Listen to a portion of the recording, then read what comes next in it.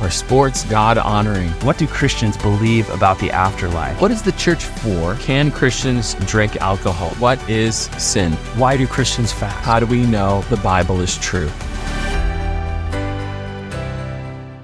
Does James 2:26 support salvation by works? If not, what does it refer to? Well, James 2:26 says, "For as the body apart from the spirit is dead, so also faith apart from works is dead." James, just before this, also says this in verse 24. You see that a person is justified by works and not by faith alone. Yet, Paul says in Romans 3:24 and 25, a believer is justified by his grace as a gift through the redemption that is in Christ Jesus and to be received by faith. And he also says in Romans 4:5, "And to the one who does not work but believes in him who justifies the ungodly, his faith is counted as righteousness." Oh no. Which is it? Are James and Paul at odds? Some have thought so, but context matters. The word for justify in the Greek has two meanings. The first is it means to be declared righteous, not guilty, to make free. Paul primarily uses this meaning in Romans and in Galatians and in Titus. By grace through faith in Jesus Christ alone, we're declared righteous. That's justification. The other meaning is, secondly, to vindicate, to prove to be right, to show to be righteous. Jesus said, "For by your words you will be justified, and by your words you will be condemned," in Matthew 12:37. What he means by that is when standing before God, will there be proof to vindicate your profession? To be truly a Christian, there will be proof. This is what James is focusing on. The result then, Paul and James are complementary. Each addresses a wrong understanding of salvation. Paul addresses those who think they must earn their salvation through works, being good enough to earn justification. James, on the other hand, addresses those who think obedience is non-essential. Rather, a Christian has come to Christ by grace through faith, and if he is truly saved,